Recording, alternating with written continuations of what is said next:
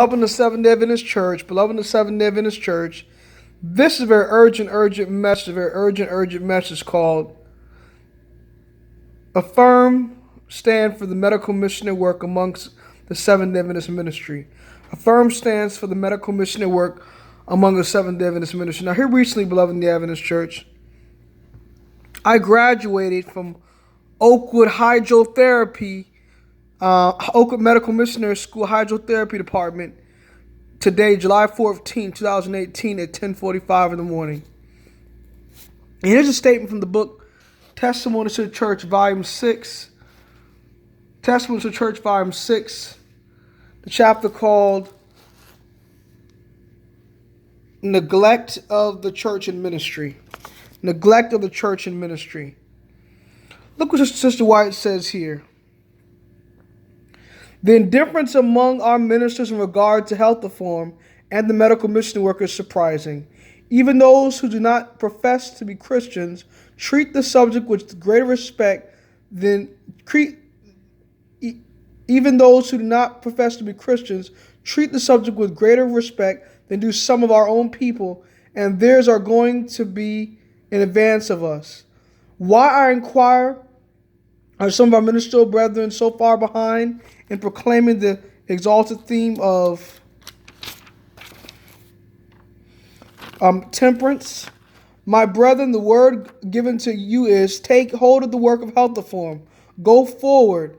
If you think that the medical mission work is assuming undue proportions, take the men who have been working in these lines with you into your fields of labor, two here and two there.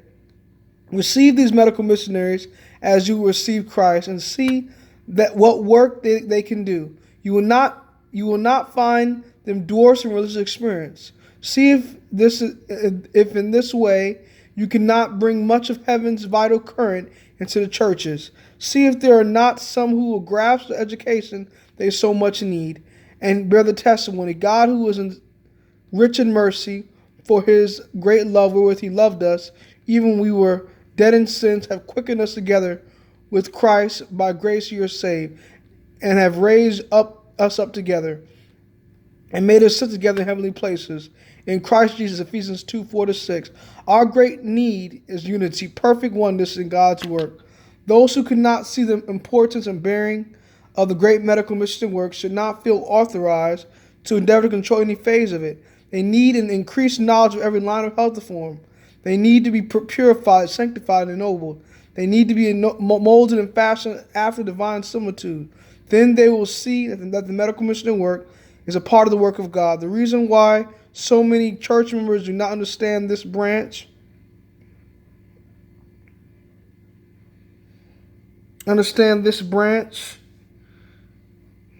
of the work is that they are not following their leaders step by step. It's self-denial and self-sacrifice. The medical missionary work is God's work and bears his significant signature. And while means must not be absorbed in the one line so as to hinder cripple the work that should be done in new fields, it should not be regarded as unimportant. The gospel ministry is an organization for the proclamation of the truth to the sick and the well. Beloved in the Adventist Church, the medical missionary work and health reform is a finished work in his assets, coupled with the publishing ministry and the Bible work ministry, beloved in the Adventist Church. These are the two finishing works. The conference work has their probation closed for them. The conference pastoral work has its probation closed for it before the medical missionary and publishing ministry closes, beloved in the Adventist Church.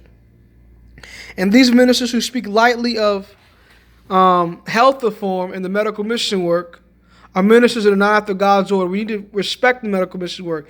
Eating healthy, not overeating, not eating between meals, not eating junk food, not drinking while you eat, exercising after each meal, taking strong exercise each day, not eating too late,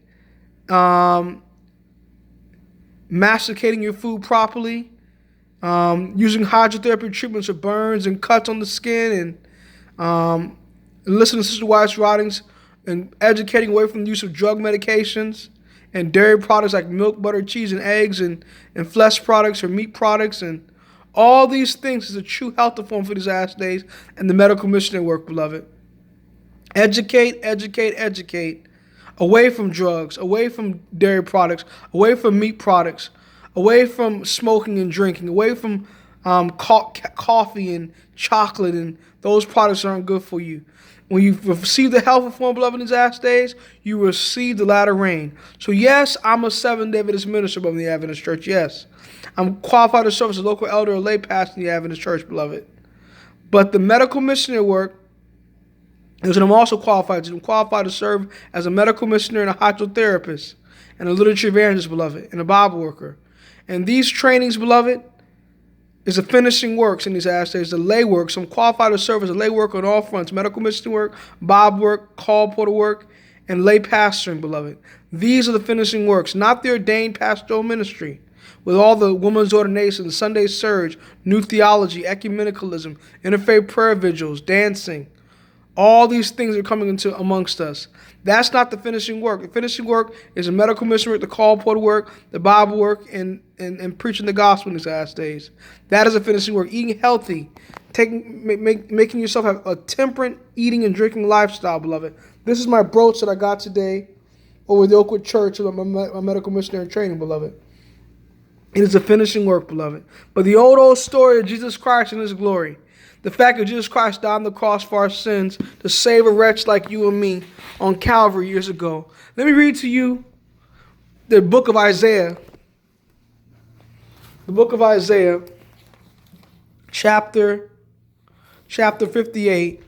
This deals with the true medical mission work in these last days. I read to you from the Spirit Prophecy a second ago and gave my commentary on what we just read in the Spirit of Prophecy, beloved. And also gave you a present truth application to it as well. And I'm not trying to attack anybody when I bring out these present truth issues, when I bring out these apostasy. I'm just trying to cry out in the Spirit not to answer her sins while talking about the medical mission work and the publishing ministry and the health work. So I've been accused of that before, but I must tell the truth, beloved. I cannot bite my tongue to please anybody. Isaiah 58 states this. It says,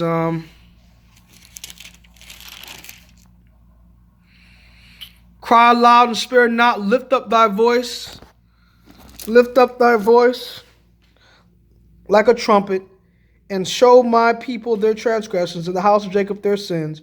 Yet they seek me daily, and delight to know my ways, as a nation that did righteousness, and forsook the covenant, the ordinance of their God. They ask of me the ordinance of justice, they take delight in approaching to God.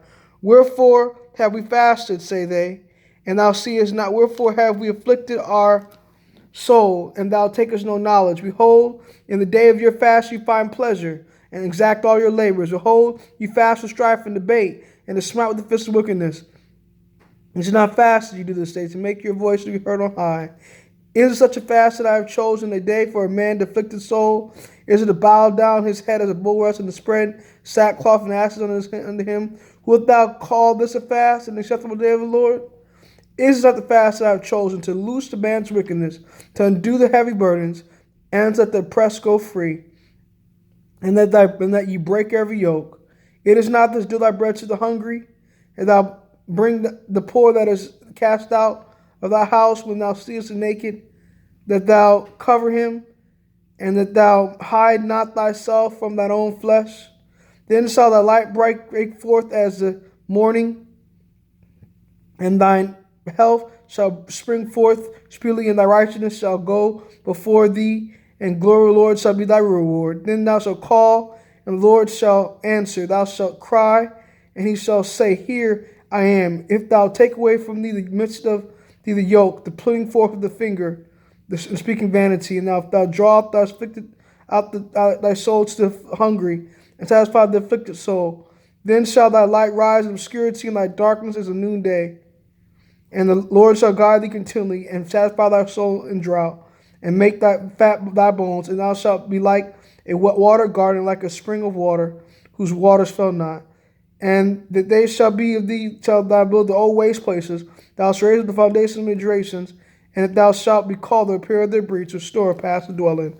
Now, brother in the Adventist Church, The medical mission worker is the true restoring the paths of dwelling, the true Sabbath keeping. Health reform medical mission worker, the true building up the paths, the repairing the breach and restoring the paths of dwelling that has been broken down in the breach of the law of the Ten Commandments. So medical missionary work, hydrotherapy, health reform is a true, it's restoring the breach that has been torn down by them changing the Sabbath to Sunday in these last days and eating swine's flesh and all other unclean meats and eating all kind of meat products.